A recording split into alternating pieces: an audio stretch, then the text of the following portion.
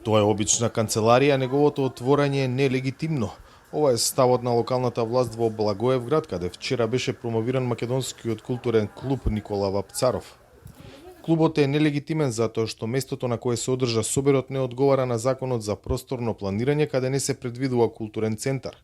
Повеќе би рекол дека тоа е канцеларија во која луѓето се собираат на приватна основа, изјави денеска за бугарските медиуми градоначалникот на Благоевград Илко Стојанов.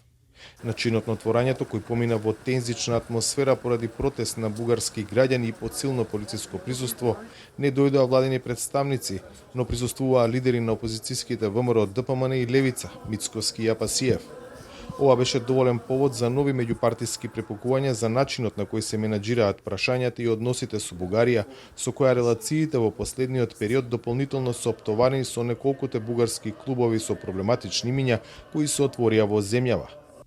ВМРО ДПМН е директно поврзана со бугарските клубови отворени во Битола и Охрид, кои носат имиња на контроверзни и провокативни историски личности, го потврдува континуитетот на опозицијската партија со Ванчо Михайлов и се гордее со него. Самиот Мицкоски го потврди континуитетот на ВМРО ДПМН во своето делување со Ванчо Михайлов, соработник на Третиот рајх, се вели во соопштението на СДСМ. На одговорот ВМРО ДПМН многу не се чекаше. СДС е партијата која потпиша предавнички договор со Бугарија и се смета за побугарски и од најбугарската партија. Во напорот да бидат поголеми бугари од бугарите, нека не заборават дека ова е 2022 година и народот гледа се и добро знае и не смее да се подценува, врати од ВМРО ДПМН.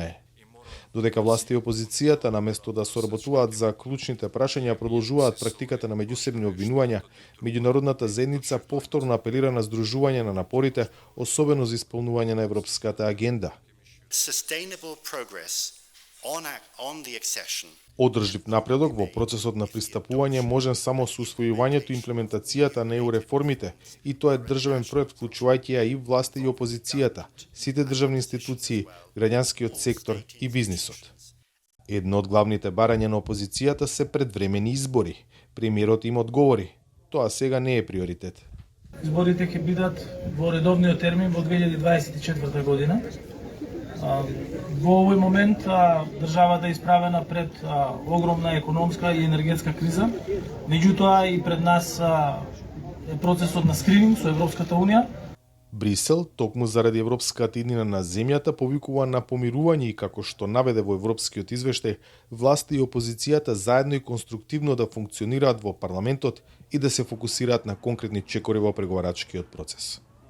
За сега тоа не се случува. За гласот на Америка, од Скопје, Владимир Мирчевски.